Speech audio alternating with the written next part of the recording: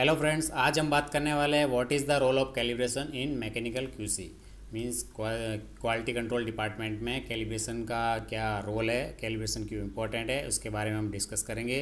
और ये मोस्ट ऑफली जो भी मैकेनिकल इंजीनियर है या इंस्पेक्टर है या एनडीटी टेक्नीशियन है, उन सबको ये क्वेश्चंस इंटरव्यू में पूछे जाते हैं। उसमें ये क्वेश्चन बहुत पूछा जाता है कि what is the role of calibration in quality control department.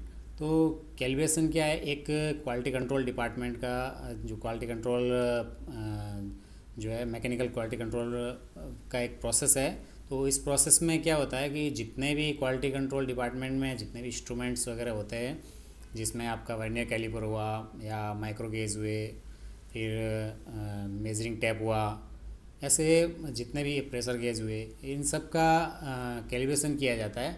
तो कैलिब्रेशन के अंदर क्या होता है कि इंटरनेशनल स्टैंडर्ड को फॉलो किया जाता है और उसके थ्रू इसमें किसी तरह का कोई एरर तो नहीं है।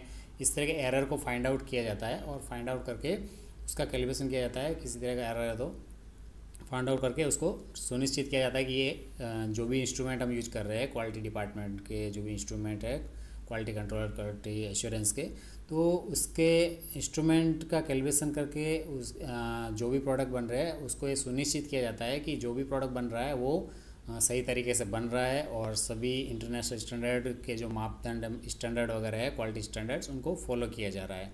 तो इसका ये मेन रीज़न यही है कि जो भी इंस्ट्रूमेंट यूज़ हो वो कैलिब्रेटेड होना चाहिए। और जब कैलिब्रेशन होता है वो 3 महीने का होता है, किसी का 6 महीने का होता है, 1 साल का, 3 साल का, इस तरह के कैलिब्रेशंस होते हैं। और जो भी इंस्ट्रूमेंट होता है उसके पीछे आपको कैलिब्रेशन का जब कब कैलिब्रेशन हुआ उसका डेट लिखा हुआ मिल जाएगा उसके पीछे।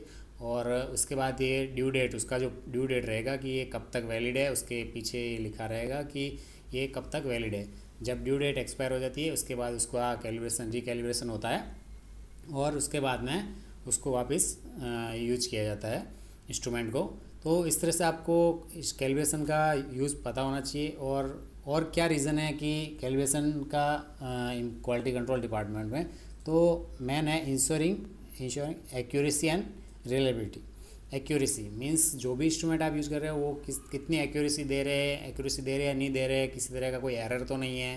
तो कैलिब्रेशन से वो एक्यूरेसी आती है कि जो कैलिब्रेशन होने के बाद में एक्यूरेसी हमको पता चलती है कि जो भी हम प्रोडक्ट बना रहे हैं वो कैलिब्रेटेड इंस्ट्रूमेंट के थ्रू बना रहे हैं, तो इसमें किसी तरह का कोई एरर वगैरह नहीं रहेगा, किसी तरह का प्रॉब्लम नहीं रहेगा। और इससे जो भी आप कंपनी का ग्राहक जो रहता है, जो भी क्लाइंट वगैरह रहता है, उनकी एक ट्रस्ट बनता है उनका कंपनी के ऊपर कि जो कैलिब्रेटेड इंस्ट्रूमेंट है जो वो यूज किए जा रहे हैं कंपनी द्वारा और इंटरनेशनल स्टैंडर्ड को फॉलो करके सभी इंस्ट्रूमेंट को कैलिब्रेशन किया जा रहा है।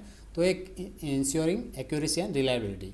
फिर है एडहरिंग टू क्वालिटी स्टैंडर्ड। इसमें क्या है, इंटरनेशनल स्टैंडर्ड होते हैं तो कंपनी उनको फॉलो करके ये दिखाना चाहती है कि हम इंटरनेशनल स्टैंडर्ड जो बने हैं इंस्ट्रूमेंट क्वालिटी कंट्रोल QA/QC से रिगार्डिंग और इंस्ट्रूमेंट रिगार्डिंग, तो इंस्पेक्शन वगैरह, तो उससे रिलेटेड जो भी कैलिब्रेशन का जो प्रोसेस है वो हम फॉलो करते हैं।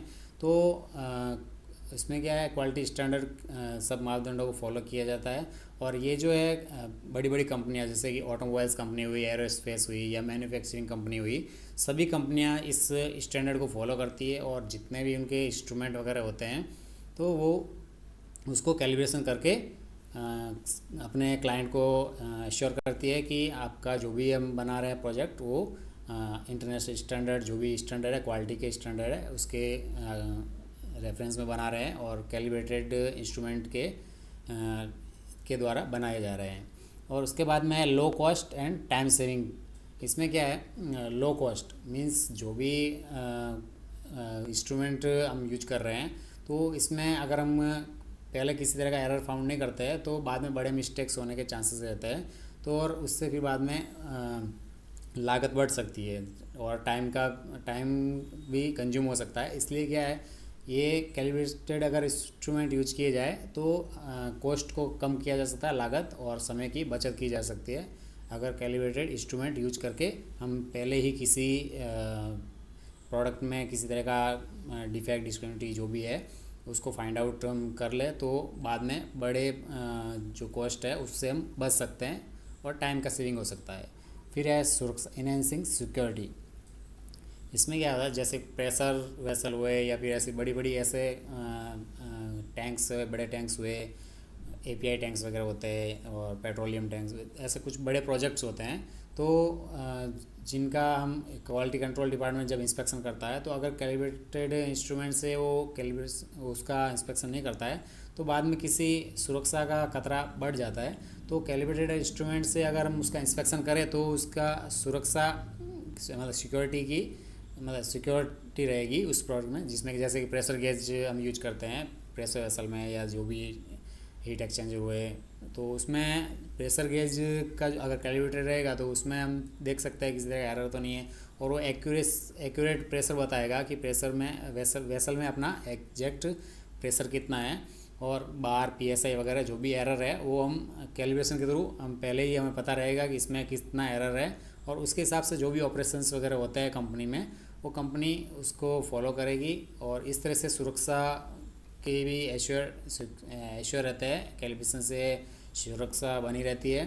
और उसके बाद आता है रेगुलेटरी एंड ऑडिट रिक्वायरमेंट। इसमें जितनी भी जो भी कंपनियां होती है, मैन्युफैक्चरिंग ऑटोमोबाइल्स या जो भी कंपनियां होती है, तो वो क्या करती है, अपने एक इंटरनल ऑडिट्स रखती है, जिसमें अपने जितने भी इंस्ट्रूमेंट रहते हैं क्वालिटी कंट्रोल रिलेटेड या जो भी इंस्पेक्शन रिलेटेड, तो वो अपने अपने इंटरनल ऑडिट वगैरह करवाते रहती है कि अपने जो भी इंस्ट्रूमेंट है वो कैलिब्रेटेड है या नहीं है कैलिब्रेशन। कभी ड्यू डेट, तो उनका ड्यू डेट अगर निकल गया है तो उनको वापस कैलिब्रेशन करवाते हैं, और इस तरह से इंटरनल और एक्सटर्नल दोनों तरह की ऑडिट से एश्योर करता है कि हम जो है इंटरनेशनल स्टैंडर्ड को फॉलो करके और कैलिब्रेशन से सभी इंस्ट्रूमेंट को यूज कर रहे हैं।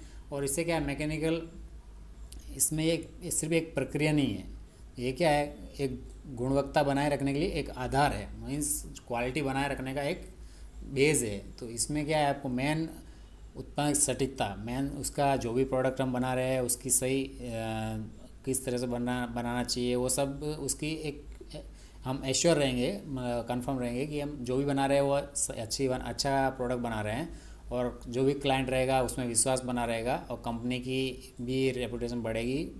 और फिर बाद में इससे आप इंस्ट्रूमेंट जो भी यूज कर रहे हैं वो आपको कंफर्म करना है कि जो भी इंस्ट्रूमेंट आप यूज कर रहे हैं वो कैलिब्रेटेड है या नहीं है। इसके लिए आप जो भी इंस्ट्रूमेंट यूज कर रहे हैं उसके पीछे आप देख लें कि उसका ड्यू डेट तो नहीं आ गया है, और उसके अलावा आप उसका टीसी जो भी है उसको रिव्यू करें कि उसका ड्यू डेट कब है। इस तरह से टाइम टू टाइम आप कैलिब्रेशन के बारे में देखते रहे अपने इंस्ट्रूमेंट जब यूज करते हैं तब। और ऐसी जानकारी के लिए आप इस चैनल को सब्सक्राइब कर दें, तो मैं आपको और भी इस तरह के questions and answers related videos में इस चैनल पर लेके आऊँगा, जिससे आपको जॉब एंड करियर में आसानी रहेगी किसी भी तरह के इंटरव्यूज़ को पास आउट करने के लिए। और इस चैनल को सब्सक्राइब ज़रूर करें। Thank you.